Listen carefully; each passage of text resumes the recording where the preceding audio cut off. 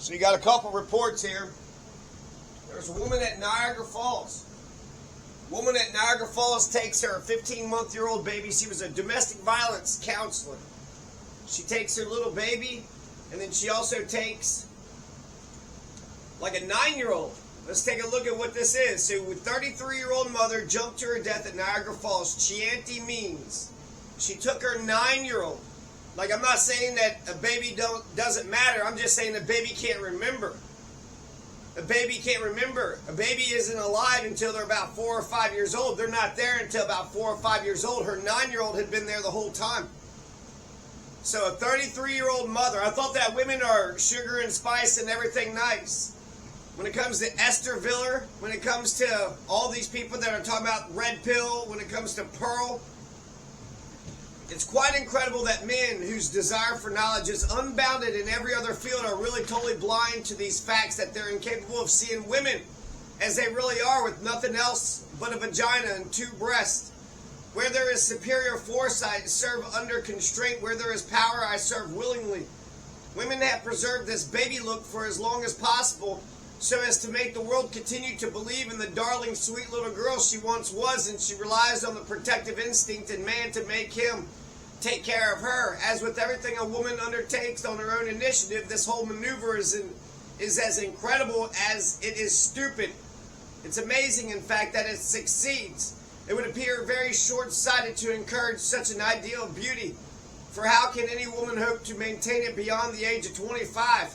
Despite every trick of the cosmetics industry, despite magazine advice against thinking or laughing, both tend to create wrinkles. Her actual age will inevitably show through in the end. And what on earth is a man to do with the grown-up face when he has been manipulating into considering only helpless, appealing little girls to be creatures of beauty? What is men to do with a woman when the smooth curves behind flabby tires of flesh, the skin slack and pallid, when the childish tones have grown shrill and the laughter sounds like neighing? What is to become of this shrew? What is to become of this shrew?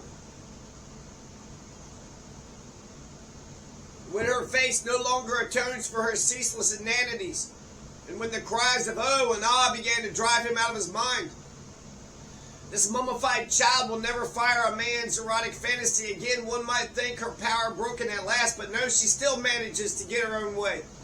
For 2 reasons. The first is obvious. She now has children who enable her to continue feigning helplessness. As for the second, there are simply not enough young women to go around. It's a safe bet that given the choice, man would trade in his grown-up child wife for a younger model, but as the ratio between the sexes is roughly equal, not every man can have a younger woman. And as he has to have a wife of some sort, he prefers to keep the one he already possesses. This is easy to prove. Given the choice, a man always chooses a younger woman. So that's just a little Esther Viller. Supposed to sit there and pretend that goddamn this is about Palestine, and this is about the incendiary, what Trump said, and then the damn attacks. I can't even hate that. The attacks in Vancouver and in Portland, there was like 3 ballot boxes that was burned up. And here I'm thinking that it's going to be the right-wing fastest sons of bitches that are doing it, but it's actually the resistance. They said free Gaza on the fucking device, and then it looked like it was 1 car. So one fucking inspired guy is driving from ballot box to ballot box and just setting shit on fire. And he says that on the damn bomb it says free Gaza. Which, why'd you do that? You know, maybe because you wanted people to know the actual message? I think it'd been better terrorism if you didn't say any goddamn thing at all. Like, who in the fuck did this? Why in the fuck did they do this? But apparently it's a Palestinian supporter. So, looks like you right-wing racist sons of bitches got your fucking, you got some competition. When it comes to fucking destroying the goddamn election, you got some competition. Oh, you intimidated all the other fucking people from voting. Your 5 buddies voted and you won? Oh, fucking brilliant.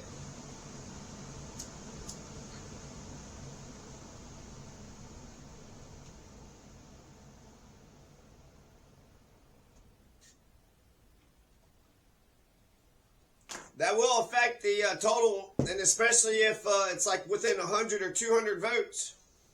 You're going to expect all those voters to vote again and to vote the exact same way? Nope. You should have picked those ballots up as soon as you fucking could.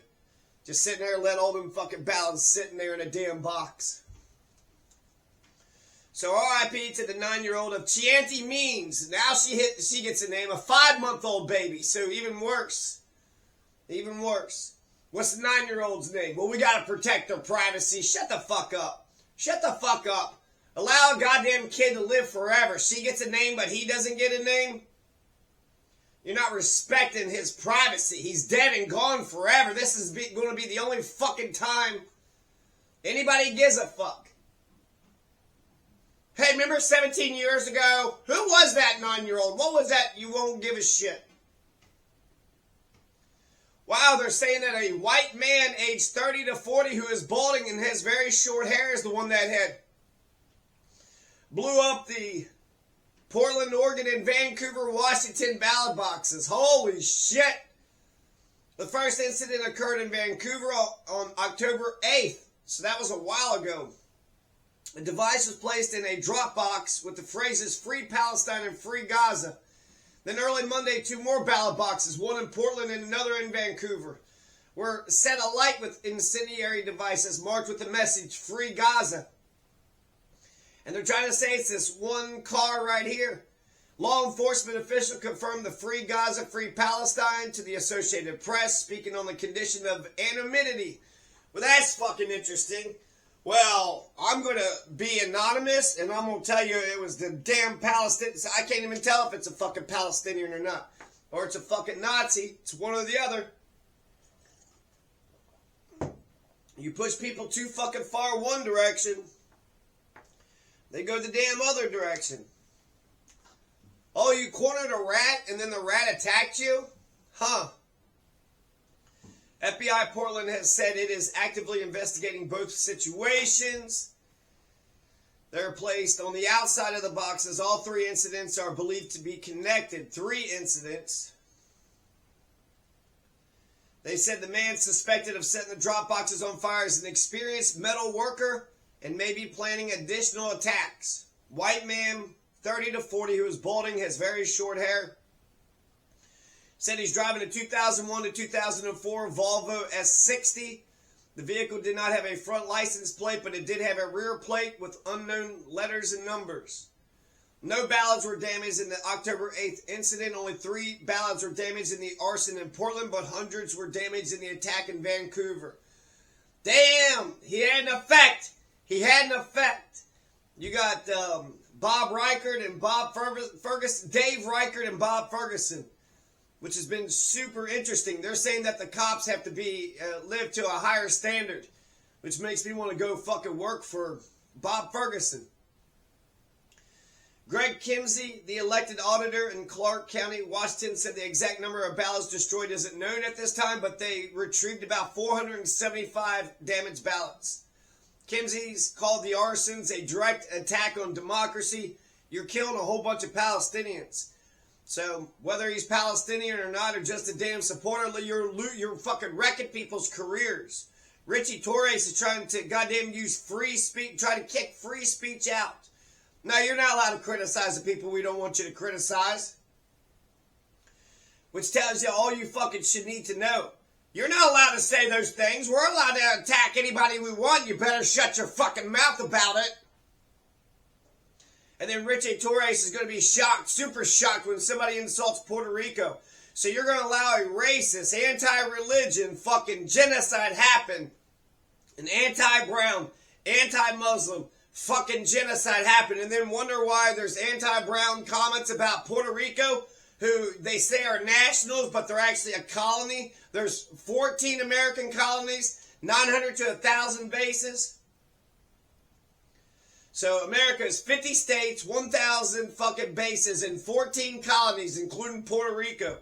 Oh, so that colony of America, you were shocked that you heard racism about that? You were shocked. You're a fucking nation who just spent $40 billion to do a bunch of fucking anti-brown murder, and you're shocked that there's insults. You're the one carrying on this shit. You goddamn fucking, you compromise on Palestine. You're going to compromise on brown and black people all throughout the world. You're going to compromise on working class people, the homeless, the poor, and even the working class. The people who work their 40 hours a week. You are shitting on every single one of them. If you vote for genocide, there isn't fucking shit that they could fucking do to you that you would just say, A-okay, it's totally fine by you. They're saying they're going to observe the ballot boxes 24 hours a day, 7 days a week. Yeah, I'm sure. There's somebody in a chair just sitting there staring at them. There might be some security fucking camera. Anybody watching that security camera? Man, when people say they're working around the clock on an issue, you are shitty at your damn job. So, in hopes that those voters can be given replacement ballots. Let's see here. Trump told Netanyahu to end the war by January if he wins the election. Former President Donald Trump told Israeli Prime Minister Benjamin Netanyahu that he wants the war in Gaza finished by the time he returns to office in January if he wins the election next week, according to a report in Israeli media. The Republican presidential candidate reportedly made the demand when he hosted Netanyahu and his wife at his Mar-a-Lago resort in July, giving the primer his ideal date. When the war should conclude, an Israeli and former Trump official told the Times of Israel. Trump added that before his Inauguration Day celebration, Israel must fully secure Gaza, return the 97 hostages, and then what? And then stop, huh? So that's what we're doing with fucking, maybe it'd be better for Netanyahu to keep the Democrats in there. I mean, goddamn Ronald Reagan's the one that's going to end the Iran hostage crisis, and then you had Nixon. Nixon was going off to Vietnam. I mean, you're not allowed to talk to the enemies. Hey, why don't you just postpone peace negotiations? If I get elected, I'll get you a sweet, sweet deal. Isn't that the French Revolution, their problem, the king and the queen? Hey, foreign mercenaries, do you want to come over here and shoot these people? Your own countrymen? Exactly. Hey, foreign countrymen, you want to come over here and shoot up these people? So, I guess they're not hiring mercenaries, but if you're going to sit there and negotiate with Vietnam and postpone the peace process just so you can win the election, how many Americans died in the Vietnam War? 75,000, 4 million Vietnamese. So you cost a lot of people a lot of lives. And then the Iran hostage crisis. A lot more people would have been saved. Reagan's going to invade Grenada and Guatemala and Nicaragua. He's going to invade country after country after country. Jimmy Carter didn't fire a single shot when he was the president. So how fascinating. How fucking fascinating. You get your fucking guy in there and then he's just a goddamn genocidal war hawk.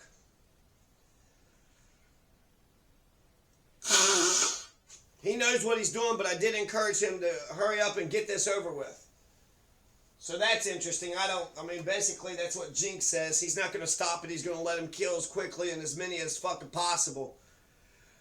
I thought it was more promising than that. Both fucking candidates absolutely suck for Palestine. It has to get, the only thing I can say about the Democrats is that the Republicans don't even want goddamn fucking humanitarian aid. They don't even want humanitarian aid. She's talking about brokering a peace deal, so she's got the rhetoric is right. Whether she actually does it or not, we have no idea. It has to get over with fast, he says. This is Donald Trump. Get your victory and get it over with. It's got to stop. The killing has got to stop.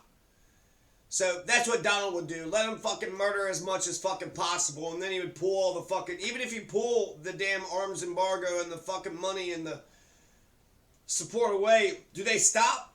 Do they stop? Or do you have to goddamn invade them? Do you have to fucking, you went ahead and got the fucking pit bull attacking everybody in the fucking neighborhood. Now they're attacking you. Do you stop your pit bull? Do you stop your rabid fucking mean ass goddamn Sandlot pit bull? People are such fucking piles of shit. Oh, what a fucking sick nation who's right-wing capitalist pieces of shit with no soul and no heart. They're murdering a bunch of babies? Oh, wow, how shocking is that? Didn't they kill 1 million babies in Iraq? Why would they fucking have any morals? What moral standing did the West ever fucking have?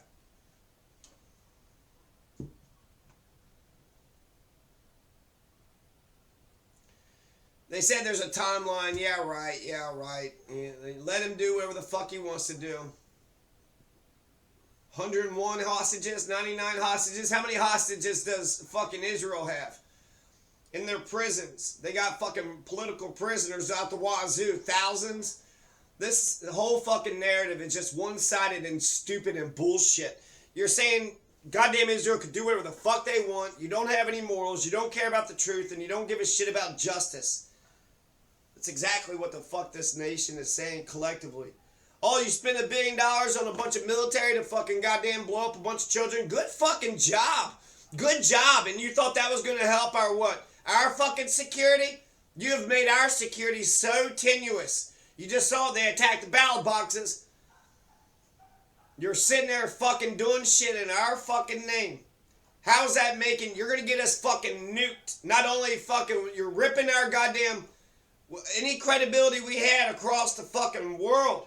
Oh, you want to invade our country to save us from the terrorists? Fuck you. Get the hell out of here. You people who care so much about the 3 branches of government, you people, you care so much about your Bill of Rights, but you can't even fucking feed homeless people. You're a rich ass nation and you got homelessness in every fucking city, you fucking shameful pieces of shit. You're against your health care, you're against your neighbor's health care. You disgusting fucking piece of shit. You don't care if your fucking neighbor's got food, water, or fucking housing. What a piece of fucking shit. You want to fucking continue murdering non-stop in goddamn Gaza and West Bank and Lebanon? Who gives a shit, huh? They're only bombing all the schools and the hospitals like the Palestinians needed schools and hospitals. They're actually building hospitals. Where are the fucking hospitals around here? All that infrastructure spending and no hospitals.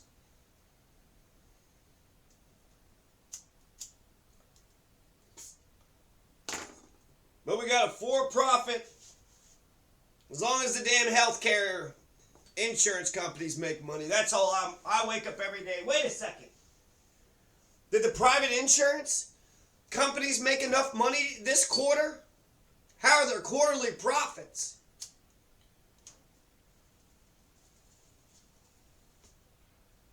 America should absolutely be thankful that people are self-medicating.